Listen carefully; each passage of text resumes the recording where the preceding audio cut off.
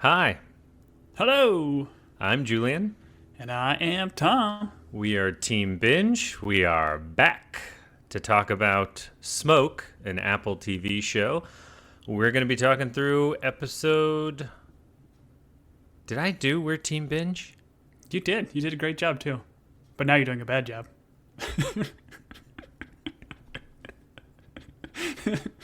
Keep it. We are back to talk about Smoke. We'll be talking about episode 1 and 2. We apologize for the hiatus, but Tom's reoccurring drug problem came back. I got deep into arsonist in order to study this show, so we're back. We're going to go through it, and there's a lot of buzz about this show, Tom. I mean, they have heavily advertised it. This is one of those shows we decided to pod on because we knew it was going to be popular and that a lot of people were going to watch it. So, Of course. we've seen the first 2 episodes because they dropped. We're going to talk about all of it, so if you haven't watched both, stop and watch them both because we will spoil what's going on in this show. Tom, do you have a relationship with the creators of this show or any of the characters in this show? And by characters, I mean actors. I do. Before I go into that, I do want to comment on the lack of promoting from Apple. I felt like it was just comedic. Like, I even went to watch the show knowing it came out, and like Blackbird, the other Taron Egerton joint, like showed up on Apple before this brand new show showed up. Like, I've had to struggle to even find it on their platform. So I'm excited for the show. Like, I thought the first 2 episodes were good and they kind of set up a lot of potential mystery, although we got some kind of answers pretty quick that I wasn't necessarily expecting, but I'm okay with that. But I love the characters. I love Taron Egerton. I feel he's fantastic. I love him in all those, what are the English spy movies called? The Kingmans. The Kingsman, yeah. So those are all fun. There's a Jurnee Smollett. I think she's absolutely fantastic. I think she did the Lovecraft Country, at least that I know her from, and I think the Harley Quinn movies, one of the newer ones of those, but she's fantastic. And then you have some other familiar faces like Greg Kinnear, Rafe Spall, who I absolutely love as one of the Andys from Hot Fuzz. It's fun to see him putting on the American accent and doing some work. He looks different in this. Like, I kind of thought of him as like a shorter English dude. In this, he's like almost imposing, but maybe I've just thought of him wrong. Yeah, I'm with you. The Jurnee Smollett, for those of us that are Friday Night Lights heads, that's where we know her from. And then Taron, of course, is everyone's favorite, Robin Hood from that great movie. Oh, that goodness. was Wow, what a terrible. pull. Listen, he's more Johnny to me from the Sing series. We'll go watch those movies. If you have kids. Sure. Yeah, where he's a cartoon animal. Yeah, of course. A gorilla, yeah. That's what we first think of him from. And then I'll attempt this gentleman's name, and I don't know that I've seen him in anything else, but it's Nater Maween.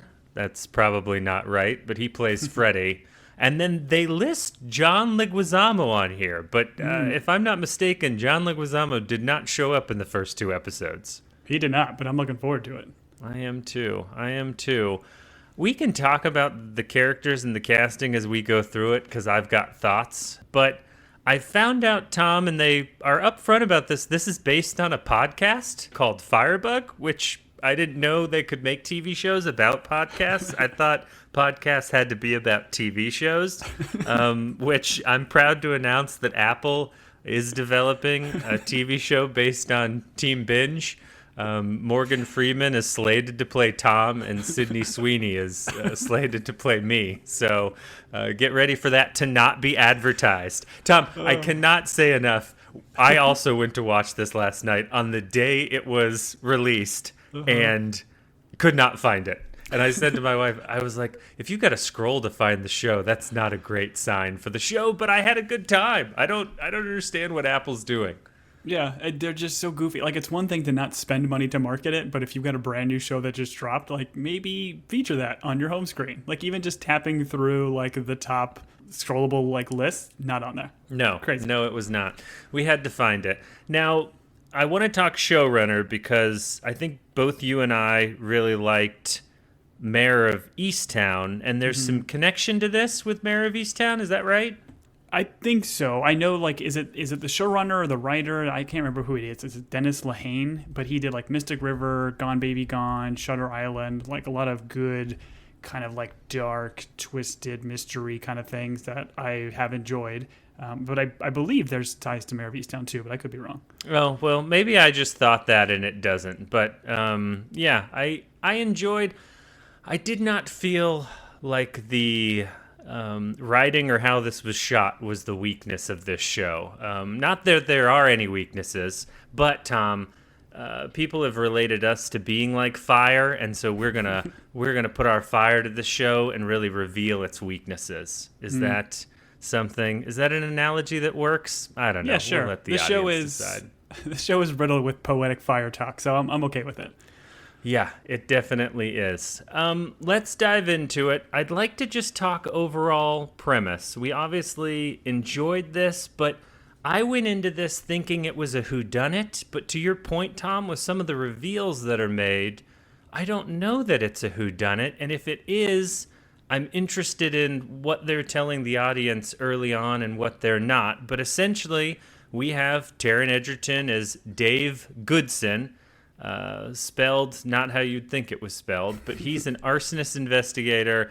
There's 2 serial arsonists that are going on, and I believe this is like kind of an Oregon substitute. We're in the Pacific Northwest. Their badges all say Cumberland, so I'm assuming, we're up where there's a lot of trees and water, which is very different from where Tom and I live, where there is no water and there are no trees out here in Arizona.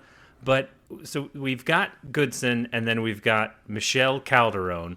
I guess. Listen, we finished both these episodes, me, my wife, and I'm like, what are their names? They very rarely said each other's names, which was a little bit challenging to start. Oh, I didn't find their first names until, yes, very deep in the episode. I was like, wait, his name's Dave? Okay, cool. I just want to say that Taron Egerton's character, Dave Goodson, doesn't seem all that interested in finding the arsonist. Tom, would you agree with that statement? I mean, yeah. I mean, he's obviously, I guess, the one setting some of these fires. So that's my question. At the end of episode 2, do they really reveal that? Is that legitimate? He's the because we have 2 fire setters. We have a gasoline fire setter, and we have a potato chip fire setter, which, Tom, I know you have a lot of thoughts about potato chips and their use in this show. Such a waste. Such a waste. But I feel like the trailer I watched for this show, as we were thinking about what show to do next for podcast, was like, it looked cool, it looked dark and ominous, but it was setting up the idea that she and Michelle was trying to figure out who the arsonist was, and that Dave was kind of playing coy and was the arsonist. So they did that very heavy in the trailer, so it's not overly surprising that they revealed that he is the arsonist, and now this is going to be kind of how is Michelle going to potentially catch him. But I have read reviews for this show, and it does sound like there are some other big twists and stuff that are kind of coming in the show. I don't know what that means or what that is, but I mean, you know me, like I like a show where I get to try to like look through the lines and pick up the little nuances in the show and clues to try to figure some stuff out, put my gumshoe cap on. But it doesn't seem like, or at least we're going to get that here initially. Yeah, so can we just close the book on this and be like, it's Dave and Freddie, like done and done, like throw the book at them. What are we doing here?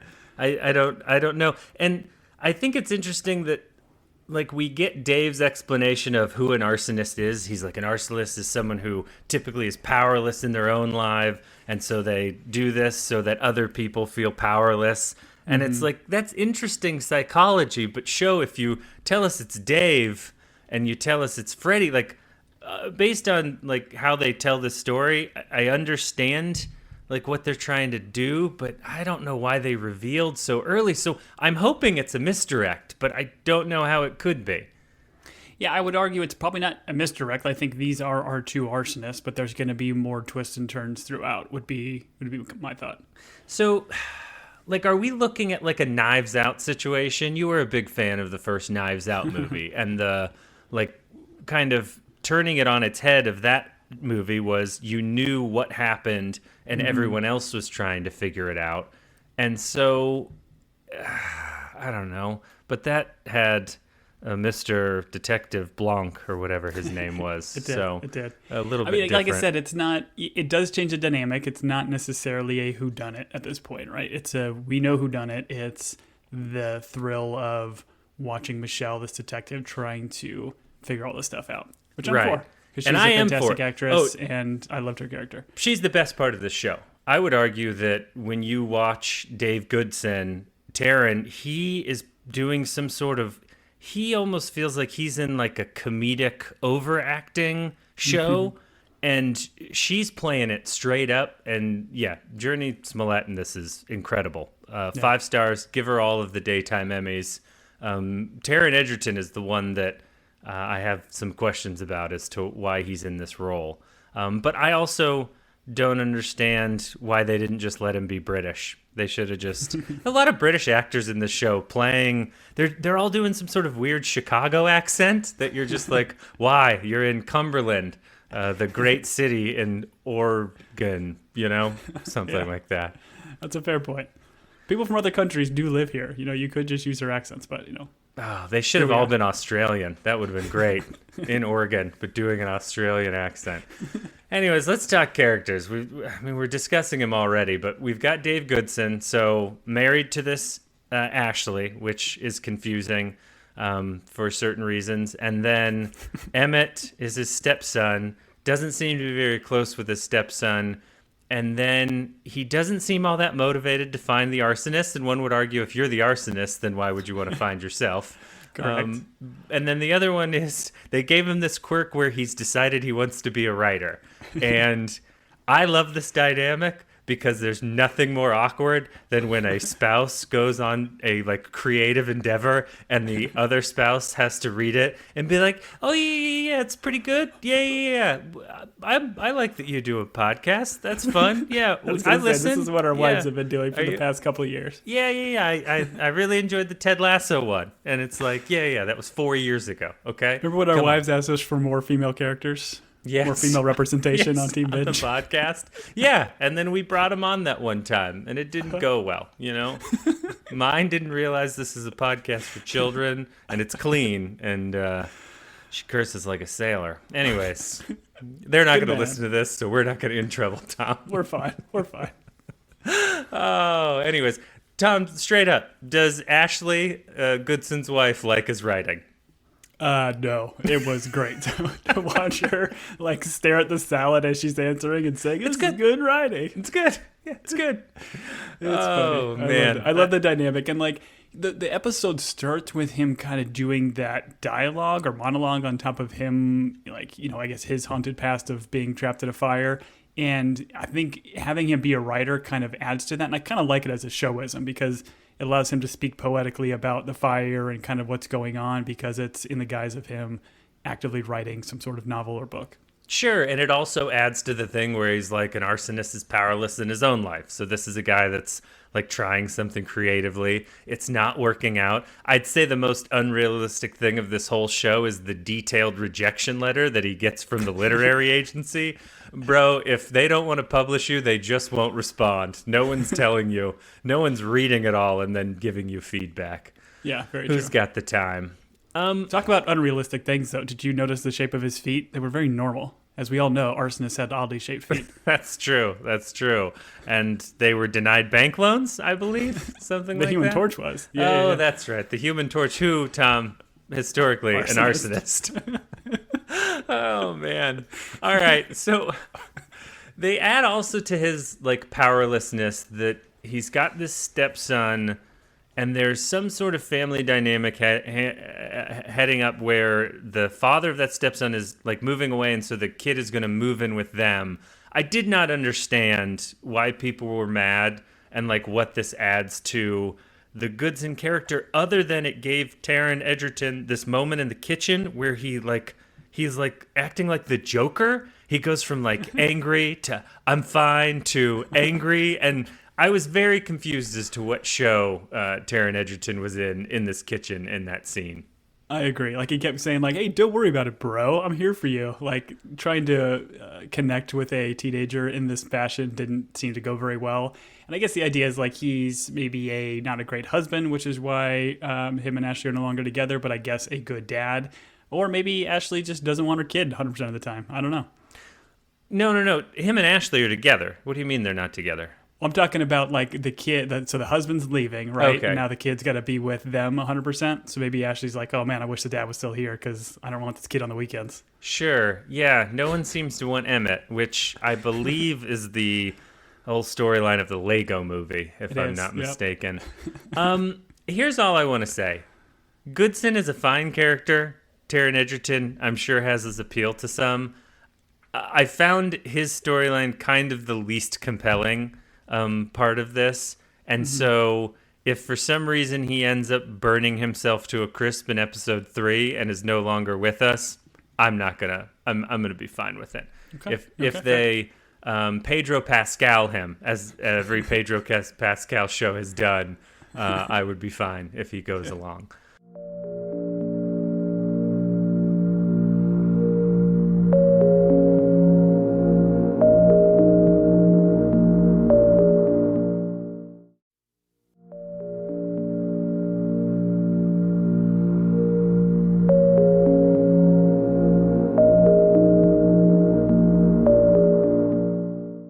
Let's talk. I mean, did you find his performance distracting at all? I mean, I thought it was fine. I don't think it was distracting, but I also don't. I'm kind of with you. Like, I was much more interested in some of the other characters, Michelle specifically. Sure. Let's talk Detective Michelle Calderon, where we open up. We're introduced to this character with her taking a sledgehammer to an interior wall in a house. She wants that, what's it called? Open concept. The open concept. I was in from the get-go. They're just more sledgehammers, more walls coming down. I'd watch your HGTV show. Oh, Tom, 100%. I've already sent my money to HGTV to give Jurnee Smollett a HGTV. So many acronyms. Anyways. Same one. What's that? It's the same acronym. You just repeated it. Okay, whatever. It's the middle of the day and I haven't had a drink. That's our issue. All right, we find out, so she's a police detective. The things we need to know about her is she's got trauma in her background. She's like a combat vet, and they swap stories. They share scars, talk about all the broken bones. We get these weird flashbacks where she is like stuck in a closet during the fire. So both these main characters have been stuck in house fires at some point in their lifetime. How many house fires have you been stuck in? None yet, which is why I'm not a arson investigator or a detective in charge of arson. Sure. But once I do, your career path changes. This is the path you're going on. I like TV shows that are like, hey, we're going to be so on the nose. Both these people, fire's been chasing them down. Much like global warming's been chasing the rest of us. These guys have literally been chased by fires their whole lives. Yeah, also, she hates destination. Seatbelts, Tom. Yeah, she hates seatbelts, which I thought was weird and odd. Like, is that a foreshadowing for something to happen later? I don't know. Oh, it's gotta be. I mean, if both of these people have trauma of house fires, that seatbelt's definitely coming back. Or she's gonna use it like a ninja star at some point, and it's gonna get the bad guy. So, the through line with her is they're trying to determine like whether or not she is climbing the ladder as a detective. But ultimately, we're told she's done something that has gotten her kicked to kind of this B assignment that no one wants to be on. And it is slowly revealed through these weird, and once again, we're a clean podcast for kids. There's these like weird, we'll just say sensual cuts of her like having this flashback. And it's really confusing when you're watching a show like this with loud volume, all of a sudden to, we'll just say here, heavy breathing out of nowhere. Which you don't hear the heavy breathing when she's sprinting like Tom Cruise in that park, though. That's the funny thing. Fantastic runner, very angry runner too. Oh, runs so angry. Tom, when you run, do you put on fingerless gloves? Oh, I should, but I don't live in, I don't know, Cumberland Gap, wherever they live. Sure. You're like the drummer from Judas Priest. You always put on those fingerless gloves whenever you're doing anything active. All this to being said, she apparently is having an affair or had an affair with her police captain who left his wife for her, who she then says, no, thank you. And this is why she's been kicked down to this detail. And so her whole motivation is she has to catch this arsonist so she gets off the crap detail, correct? That's her whole... I mean, I think she even says as much later, I got to catch a whale to be able to get myself out of this. Which, if they're in Oregon, there's probably whales all over the place, right? They're constantly washing ashore and then exploding. They're easier ways to catch a whale than join some arson investigation unit. That's fair. You could just go with a harpoon on a boat and get one. Yeah. Or go to Vegas. Go to Vegas. You can find them there, too. Depends on how literal you want to be. Nice. Yeah, we should announce our Rounders podcast. Talk to me about this weird moment where she gets a phone call from like a family member. So not only was she stuck in a fire in a house when she was a child, she also has a family member that is in jail, we're assuming, for arson. Like, arson touches every point of these people's lives. Like, there should be a kid's drawing on the refrigerator. She's like, oh, I drew that when I was younger. And it's just a bunch of houses on fire. Like, this was strange. No, that would have been like Dave's refrigerator. That was him as a kid, that's right. Growing up wanting to be an arsonist. I mean, my assumption reading through this, and I could have missed something entirely, was maybe this is the mom that was in the fire, and they talked about people being killed in this fire. Maybe the mom started the fire and killed the dad, because I don't think the dad is around, and it's her and her sister kind of talking about not wanting the mom to get released because of what she did. That's my thought or initial impression. Does that seem close, or no? That's how I also felt, and this is also revealed that she has like a niece, I believe, that she's close with. But I get the sense that due to that fire, her parents are either no longer with us, or her mom is definitely in prison, and this is like a parole hearing that's going to come up. So she's either got to go, I guess, tell them to keep her mother. She's like, I'm already dealing with 2 arsonists on the outside. I don't need a 3rd. So please keep my mom in jail. That's all she has to say at the parole hearing. Yep. All right. Speaking of arsonists, let's talk Freddy. Freddy is a fry cook at a chicken place. Coops, which is a fantastic name for a fictional chicken place. Yeah, it is. I like the recruiting video that we had to listen to on the career page. We're all like birds of a feather or something like that. Just so many chicken puns. It was wonderful. Oh, that was great. All right, so we hear the telling from Dave that arsonists are people that are powerless in their own lives. So then the show is like, let's pitch you a guy that is completely powerless in his life. He's a fry cook. He hates his job. All the teenagers he works with are mean to him until he threatens to throw hot grease on them, and then he gets a little bit of his power back. He's being flirted with by a frequent customer, Brenda, that actress is from True Blood. She's wonderful. I was interested in this storyline until they spent a bunch of time being like, Freddy's gonna climb the corporate ladder and become Mr. Manager. Yeah, I feel like he lacks confidence. It doesn't seem like he'd be a great team leader. Good for you for trying to take that next step, but I don't know if management is in his career path. Yeah, did they interview this guy? The one guy that he works with is clearly like, hey man, you got to talk louder. I can't hear you. And I mean, no shade towards Freddy. He seems like a good dude, other than the fires and the cartoons and the other thing he had on his laptop. But I don't. Not judging. I don't know. I'm not judging him. But yeah, did they interview this guy? So is he our gasoline arsonist? Is that like plain as day? Because they do kind of a weird cut, because he's standing outside that couple's house. The house is burning. He's in the snowy ash, which is a great, like, cool shot. So we've got our 2 arsonists then? I think so, man. Like, I don't think the mystery is trying to figure out who these guys are. I think now we know, and it's less a mystery and more just like the detective thriller of Michelle. How do they find him? Trying to figure it out. Yeah, sure. Yeah. I wonder if in episode 3 they're going to give us 8 more arsonists. Wouldn't that be fun if they're like, you already solved it, here are 8 more? That would be great. That's going to make Fire Chief Harvey Englehart a little upset. Yes. Played by one Greg Kinnear, who it felt like they had him for a day, and he's like, okay, here's the deal. In my contract, I only eat full-size Almond Joys. Yeah. Also, I want to have a staring competition with someone. Doesn't matter who. Whoever's available.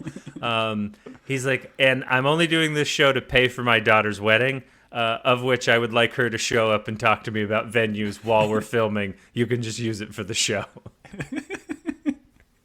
And I love darts. I didn't understand the quick daughter cut. Like, obviously, we're going to get more from the daughter and what his this vacation means, house is burning down, Tom. 100%. Climactic scene, the house is burning. The wedding's not going through. That lake house is donezo. Okay, I like that. That's a good call if that's the case. Because it's like, as it was interlaced in the episode, it just quickly cuts to this and then goes right back into the episode of like stuff we care about. And I'm like, all right, cool show. Sure. Yeah, thanks.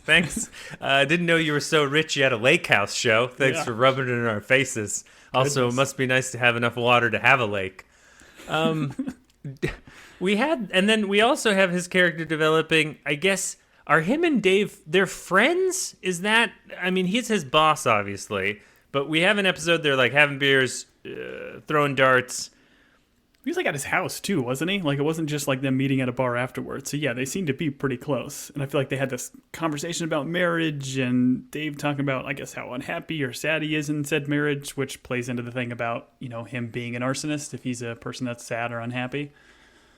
So while they were having that conversation, they're talking about Emmett and like the situation with Emmett and him having to move in or whatever. Mm-hmm. And I immediately was like, oh, Emmett's the arsonist. My wife said the same. It's got to be the grumpy teenager that's always on their phone, right? Yeah, of course. So I'm holding out that Dave is covering for Emmett, and that's why we see him come out of the building. So Emmett is 100% the arsonist.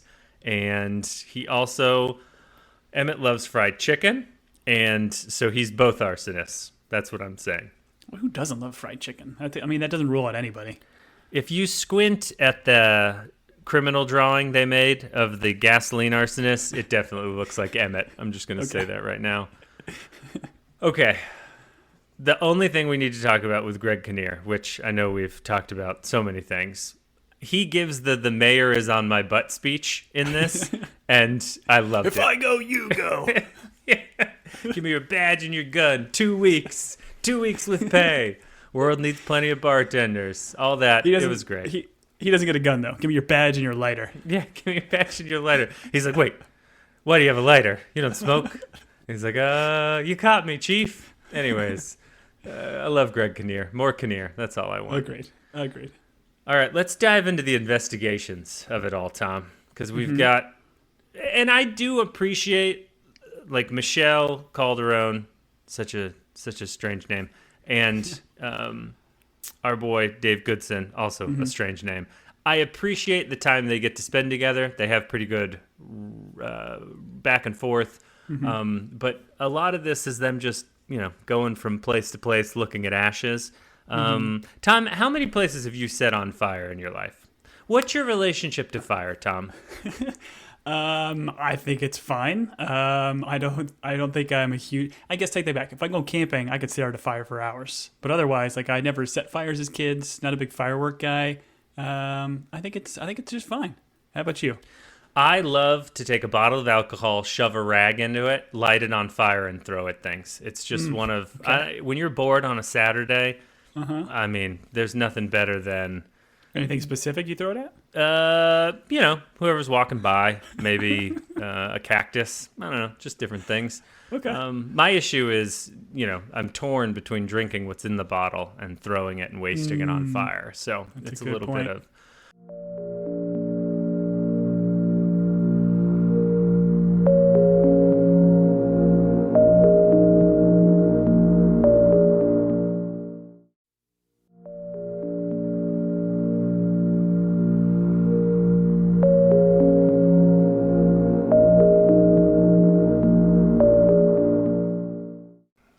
the big investigation is them like looking at attendance records, which the show made compelling by speeding it up and cutting back and forth to cups of coffee. And I was like, thank you, show. This is wonderful. This leads to them talking to a bunch of different firemen. And the running gag is that, like, she is not accustomed to this world. So she's leading the investigation because she lets him know she outranks him. But she doesn't know how to, like, talk the talk. And so he just kind of sits back and lets her drown a little bit, which... you know, I understood. I enjoyed it.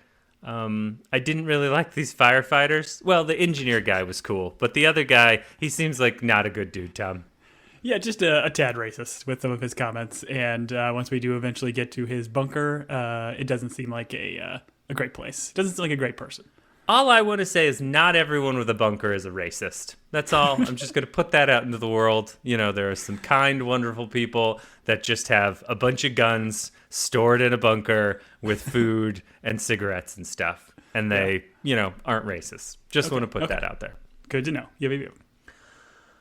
I wonder if he had to dig all that by hand. Do you think he had to dig all that by hand, Tom? Because it was under a trailer. Like, where's that dirt? Exactly. Like, is he putting it in his pockets like Dufresne in Shawshank? Like, what's going on here?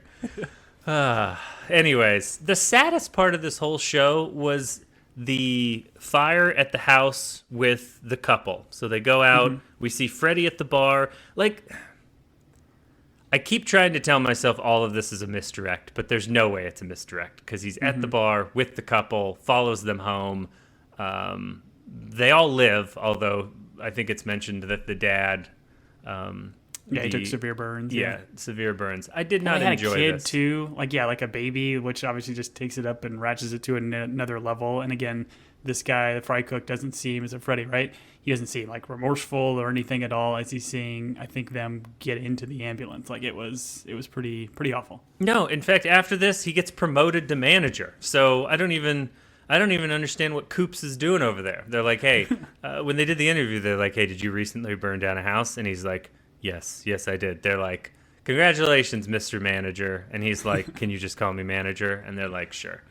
We do see Goodson investigating the fire at the couple's house.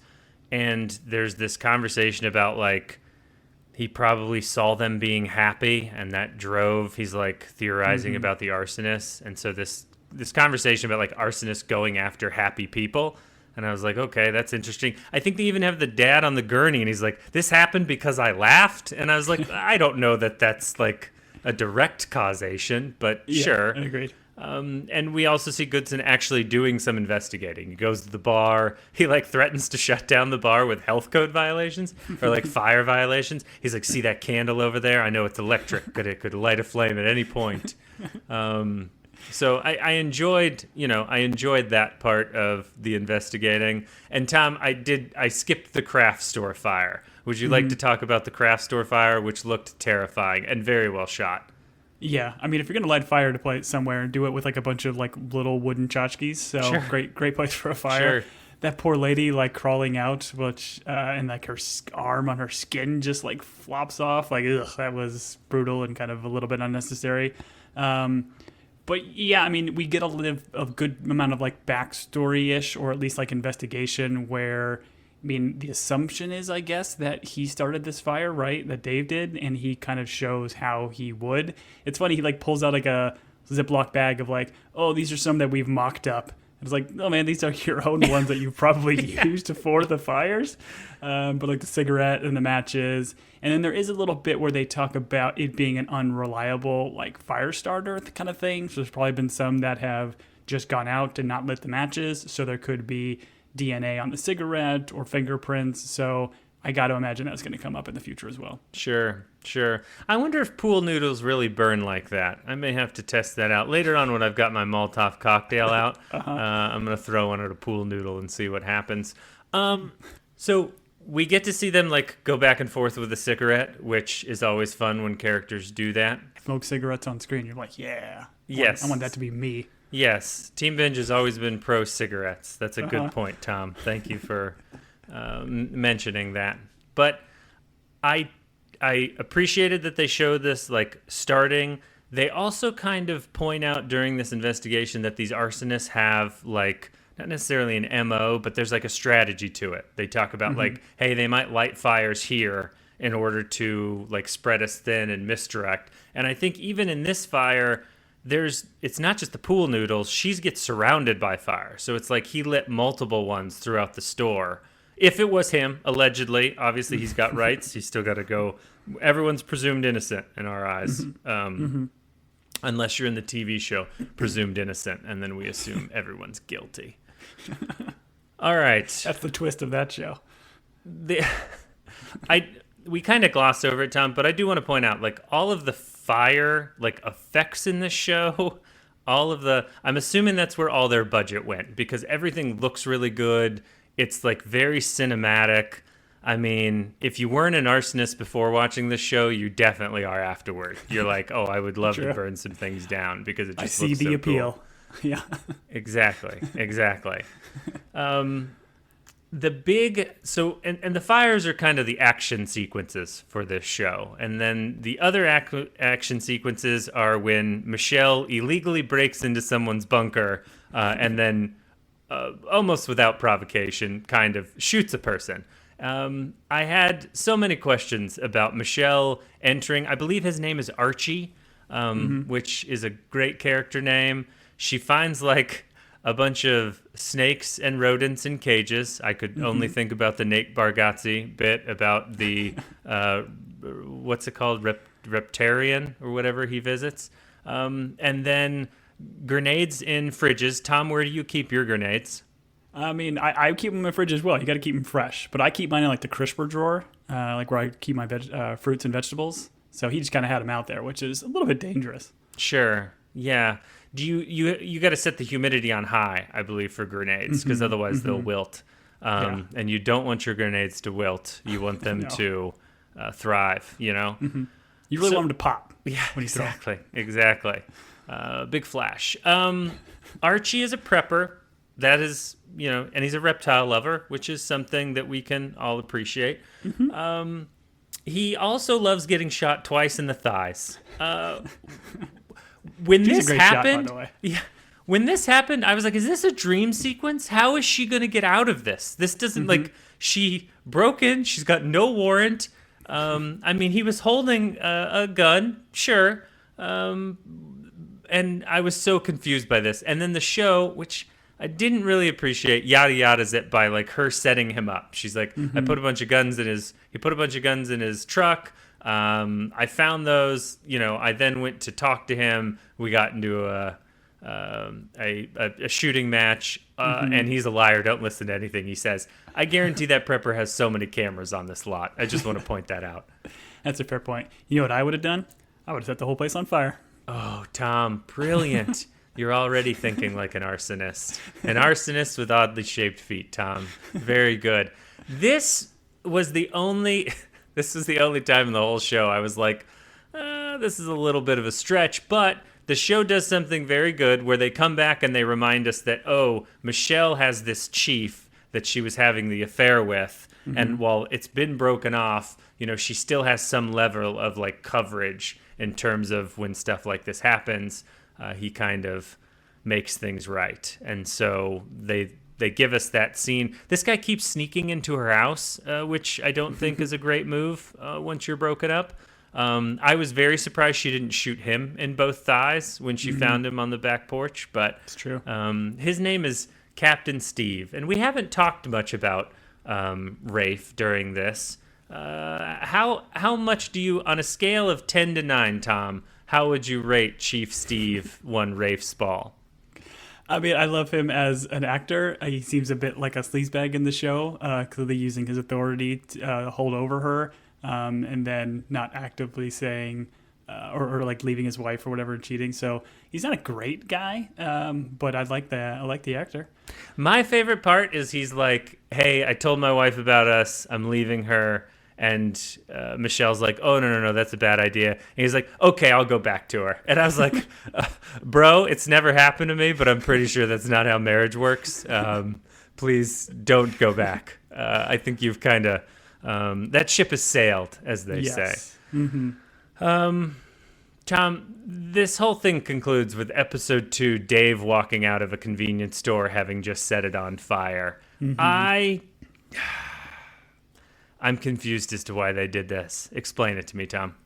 Explain it to me like I'm 5. Like you're 5. All right, you have a lemonade stand. And this lemonade stand got on fire. Are there potato chips? Oh, I burned down the lemonade stand in order to get the insurance money. I got it. All right, done. 5-year-old me understands. Yeah, like I said, I don't know what the twist is, but from reading reviews and stuff, I do think that there's probably going to be some other twists and turns.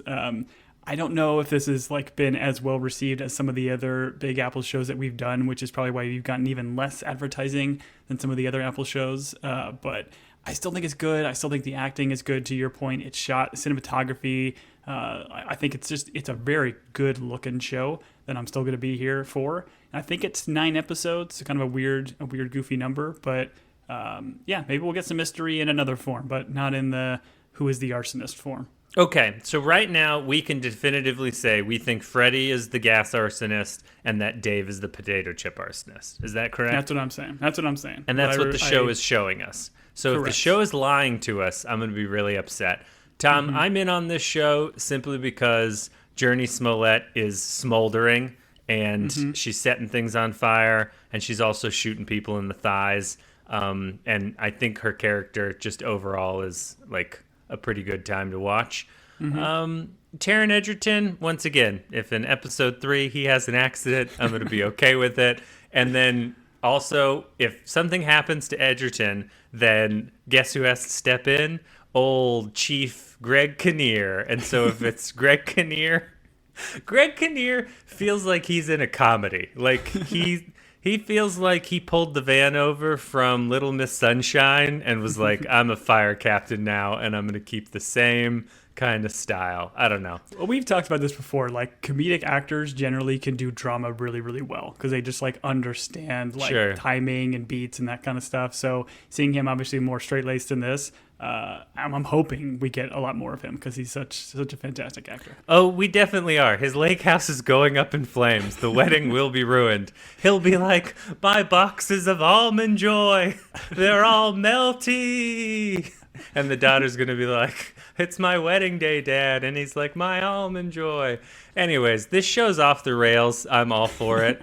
I can't believe Apple put something together like that looks this good and is like, we're just going to dump it on the back burner. Yeah, this is the outer range of Apple TV. Like, what is going on here?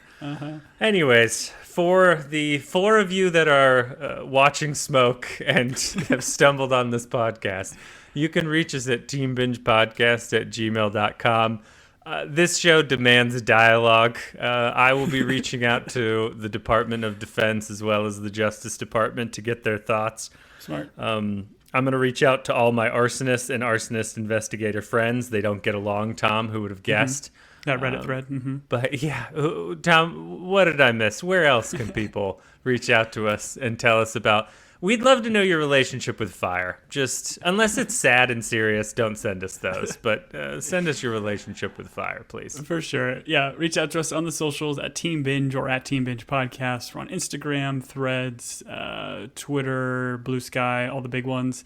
Again, we've done a whole host of different shows. We started this whole podcast by doing Ted Lasso. We've done a bunch on Apple, in Silo, in The After Party, which is another fun kind of murder mystery kind of thing. I think if you like this, it's kind of like a comedy or a version of this. Out of range. Although there's plenty of comedy in this show, Tom. I laughed and laughed and laughed.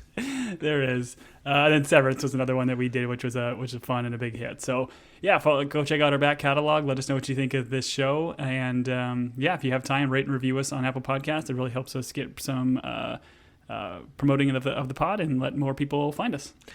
What's crazy is that Apple didn't go around and light a bunch of fires as like some viral marketing, you know? Like, how difficult is it? It's pretty cheap to start a fire. Anyways, these are all bad ideas. Don't sue us. You can reach us at whatever Tom said. I have been Julian. And I have been normally shaped feet, Tom. Till next week, everybody.